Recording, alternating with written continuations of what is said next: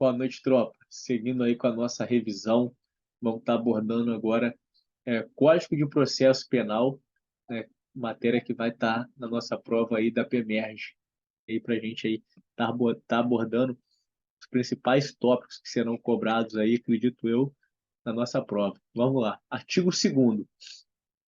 A lei processual aplicar-se-á desde logo sem prejuízo da validade dos atos realizados sob a vigência da lei anterior, tá?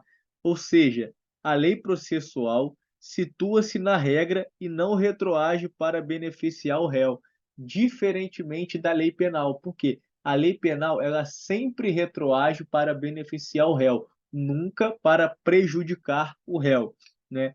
Ou seja, diferente da lei penal, que retroage para beneficiar o réu, ainda que a sentença já tenha transitado em julgado, né? Então, a lei penal ela sempre retroage para beneficiar e ainda que o réu já tenha tido uma sentença transitada em julgado, ou seja, ainda que ele já tenha sido condenado.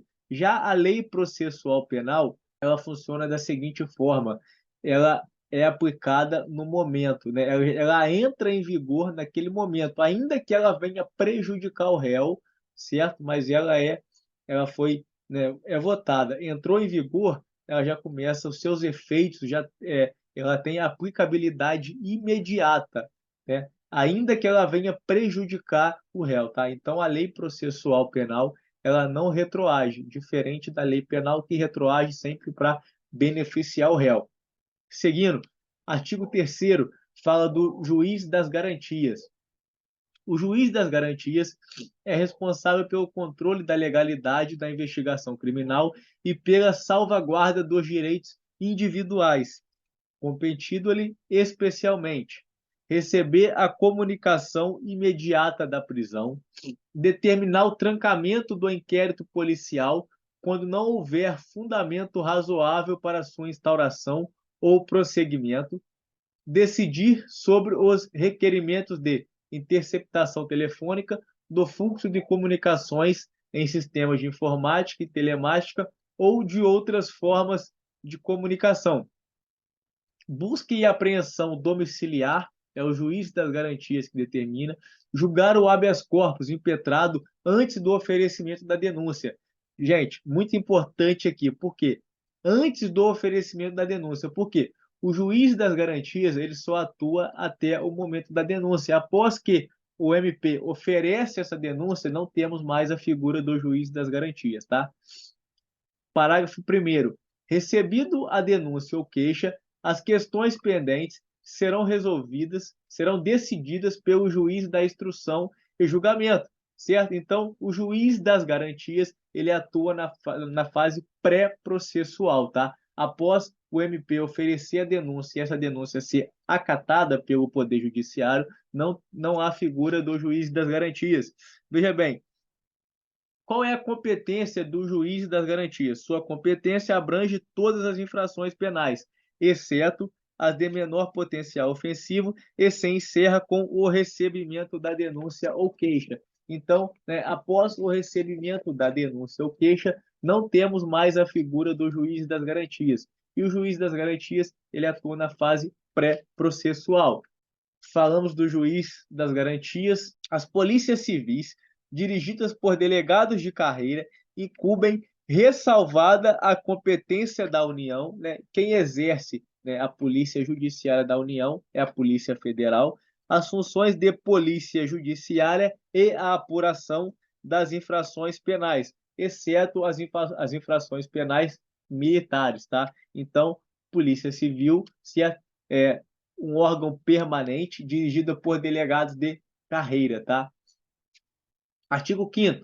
Nos crimes de ação pública, o inquérito policial será iniciado de ofício, tá? Ou mediante requisição da autoridade judiciária ou do MP, ou a requerimento do ofendido ou de quem tenha qualidade para representá-lo. Crime de ação pública, o titular da ação, ele é quem? Ele é o MP, tá? Seguindo, parágrafo 2º. Do despacho que indeferir o requerimento de abertura de inquérito, caberá recurso para o chefe de polícia, tá? Então, uma vez o inquérito não for instaurado, né, caberá um recurso para o chefe de polícia. Seguindo, vamos falar do inquérito policial, artigo 4º do CPP. A polícia judiciária será exercida pelas autoridades policiais no território de suas respectivas circunscrições e terá por fim a apuração das infrações penais e da sua autoria. Esse artigo 4º do CPP, ele nos leva ao artigo 144 da nossa Constituição Federal, parágrafo 4º, que ele traz o seguinte: as polícias civis, dirigidas por delegados de carreira, e lembrando que a polícia civil, ela é um órgão permanente, tá? Órgãos de segurança pública são órgãos permanentes, incumbem, ressalvada a competência da União, as funções de polícia judiciária, lembrando que quem exerce com exclusividade, né, a polícia judiciária da União é a nossa Polícia Federal, tá? As funções de polícia judiciária é a apuração de infrações penais, exceto as militares. Então, tirando a incumbência, né, de exercer a polícia com exclusividade da União, a polícia civil, né, do estado e do distrito, né, é ela quem apura as infrações criminais, exceto as militares, tá? Seguindo, artigo 5º, nos crimes de ação pública, o inquérito policial será iniciado. Gente, seguinte, em regra, artigo 100 do CPP, em regra, a ação penal ela é pública incondicionada. O que é uma ação penal pública incondicionada? Ou seja, né, salvo expressa previsão legal na lei, né, se não tiver essa expressa previsão legal, a ação penal pública incondicionada, ela diz que o MP ele é obrigado a oferecer a ação, ele é obrigado a oferecer a denúncia, tá? Ainda que a vítima não queira representar. Porém, eu tenho a ação penal pública incondicionada e eu tenho a ação penal pública condicionada e eu tenho a ação penal privada, né? Nós vamos entender cada uma delas agora. No artigo 5º, nos crimes de ação penal pública, o inquérito policial será iniciado, inciso 1º, de ofício. O que seria de ofício? Quando a polícia, em suas atividades rotineiras, tem conhecimento do fato delituoso e inicia uma investigação de ofício, tá? Inciso 2º, mediante requisição da autoridade judiciária ou do Ministério Público, ou a requerimento do ofendido ou de quem tiver qualidade para representá-lo. Parágrafo 4º, né? Ação pública condicionada à representação, ou seja, não se instaura inquérito sem o oferecimento da representação. O titular ainda é o MP. Então, né, nos crimes de ação pública, né, eu tenho um inquérito sendo iniciado de ofício ou ele sendo iniciado mediante requisição da autoridade judiciária, do MP, né, do ofendido ou de quem tiver qualidade para representá-lo. Parágrafo 2º. Do despacho quem deferir o requerimento de abertura de inquérito, caberá recurso para o chefe de polícia. E o parágrafo 4º, o inquérito nos crimes em que a ação pública depender de representação não poderá sem ela ser iniciado, tá? Um exemplo aqui é crimes contra a honra, tá? Crimes contra a honra, né? Nós estamos diante de um crime que depende de representação. Seguindo aqui, o parágrafo 5º, nos crimes de ação privada, a autoridade policial somente poderá proceder a inquérito a requerimento de quem tenha qualidade para intentá-la. Um exemplo são os crimes contra a honra, injúria, né, calúnia ou difamação, né? Então, nesses crimes, são crimes de ação penal privada, ação privada, enfim, não pode iniciar o inquérito de ofício. É necessário que a vítima ou quem tenha qualidade para representá-la, né, dê esse primeiro passo, tá? Requeira o início do inquérito policial. Já avançando aqui, o artigo 10 do CPP. O inquérito deverá terminar no prazo de 10 dias, se o indiciado tiver sido preso em flagrante ou estiver preso preventivamente, contado o prazo nessa hipótese, a partir do dia em que se executar a ordem de prisão, ou seja, após cumprir o mandado de prisão, tá? ou no prazo de 30 dias, quando estiver solto, mediante fiança, né, se o crime for afiançável ou sem ela, tá? Então, inquérito policial de regra, 10 dias, né, ele deve terminar em 10 dias, o indiciado estando preso, a partir do momento em que se executar a ordem de prisão, tá? Ou 30 dias, quando ele estiver solto. Seguindo, artigo 16.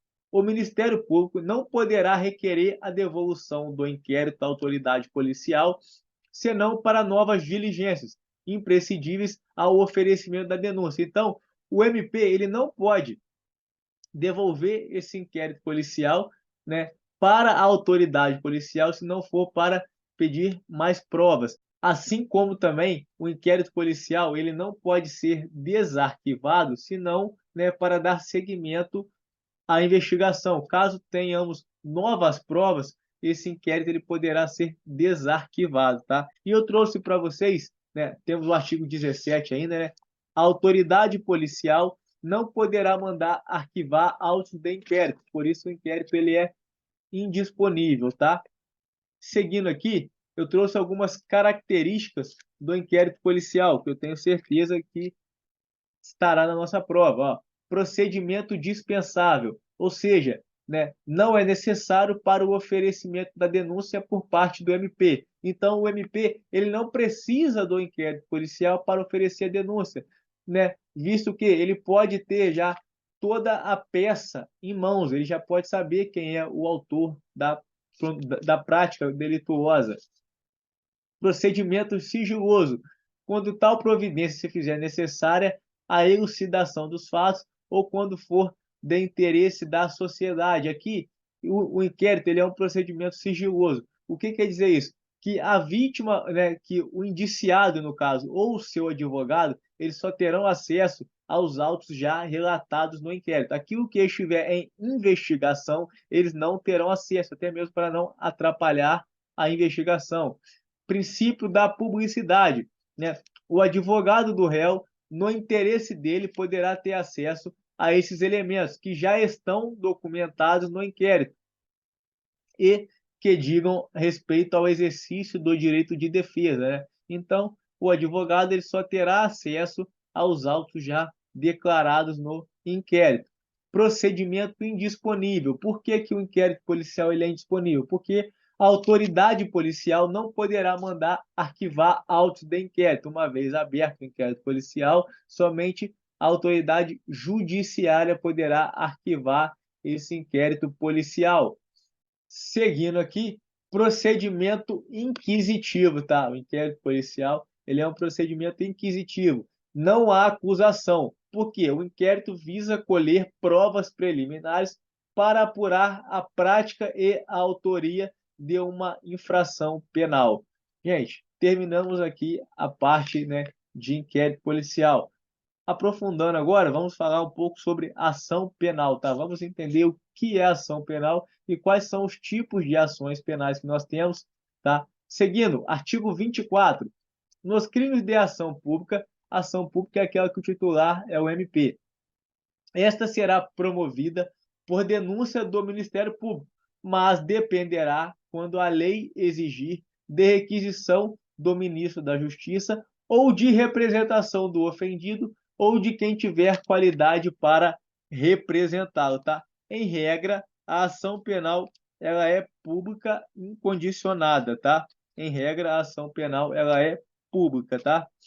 Seguindo, eu trouxe para vocês aqui, ó, parágrafo 1º. No caso de morte do ofendido ou quando declarado ausente por decisão judicial, o direito de representação passará ao cônjuge, ascendente, descendente ou irmão. Temos um entendimento do STF que o companheiro em união estável também ele tem esse direito de representar, tá, na ausência do cônjuge, tá? Parágrafo 2º. Seja qual for o crime, quando praticado em detrimento do patrimônio ou interesse da União, Estado e município, a ação penal será pública, ou seja, ela não dependerá de representação, né? É uma ação penal pública incondicionada. Artigo 25. A representação será irretratável depois de oferecida a denúncia. Ou seja, após o MP oferecer a denúncia e essa denúncia for aceita, né, não haverá retratação. Ou seja, a retratação ela é uma desistência em relação a uma representação oferecida, tá? Então, após o MP oferecer a denúncia, não há que se falar em retratação, tá? Aí teremos o processo, teremos a ação penal.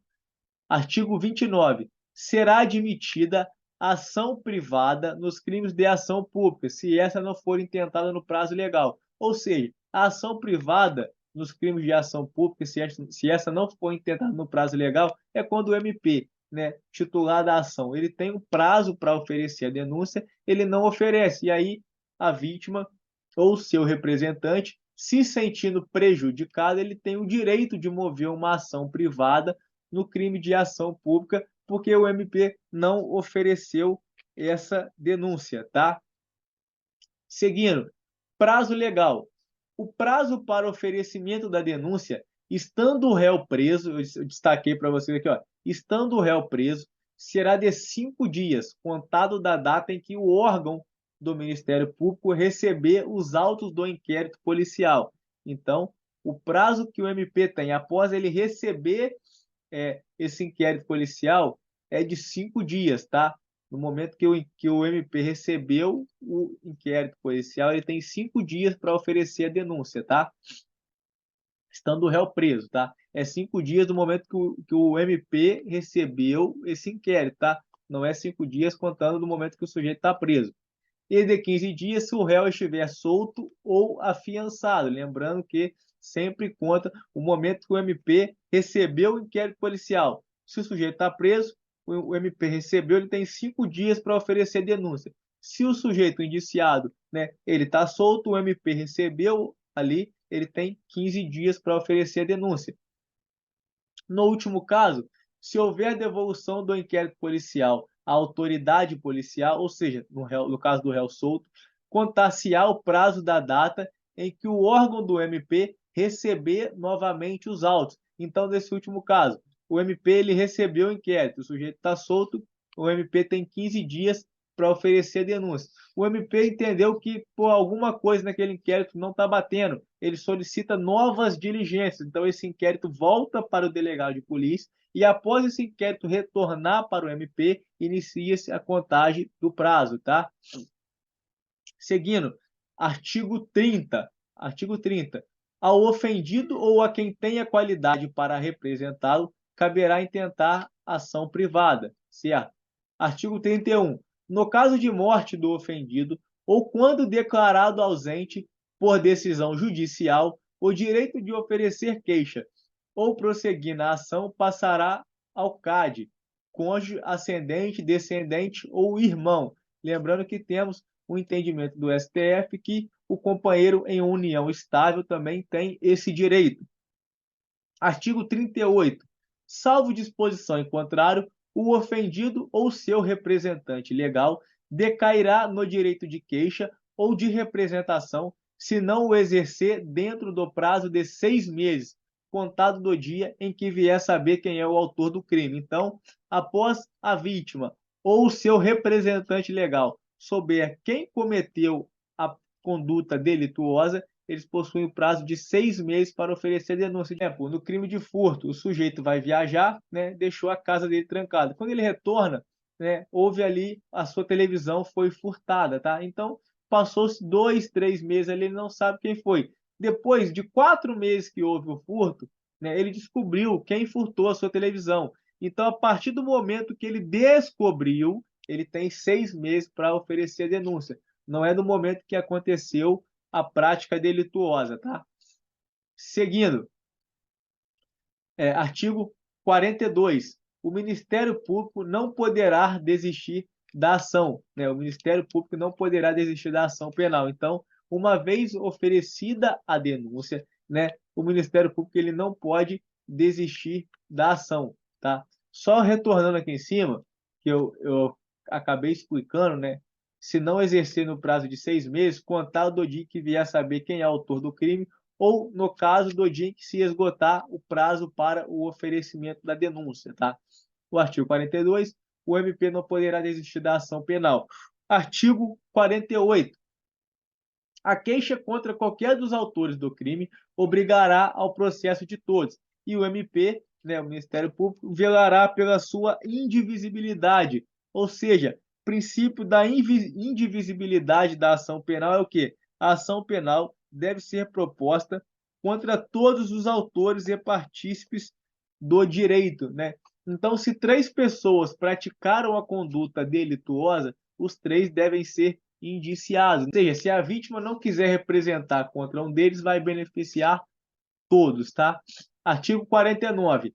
A renúncia ao exercício do direito de queixa em relação a um dos autores do crime a todos se estenderá, tá?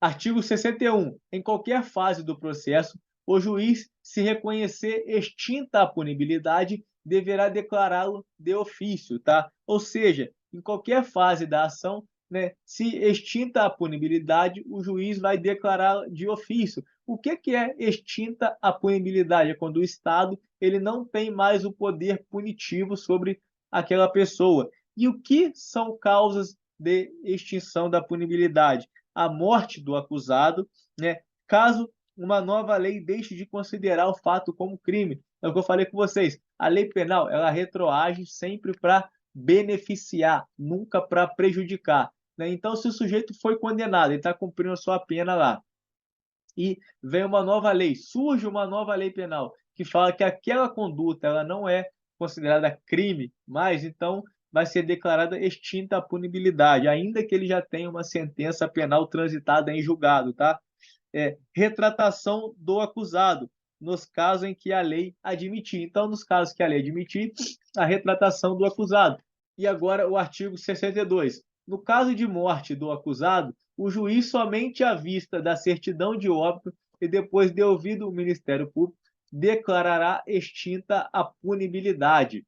O sucesso é treinável. Senhores, espero ter ajudado vocês aí nessa revisão, né? Fiz um breve resumo sobre o Código Processual Penal, tudo aquilo que eu entendo ser importante e que eu percebo que as bancas cobram de Código Processual Penal, né? Vou estar gravando também um outro vídeo de questões, né, abordando todo esse tema que trabalhamos aqui em aula. Um forte abraço para vocês.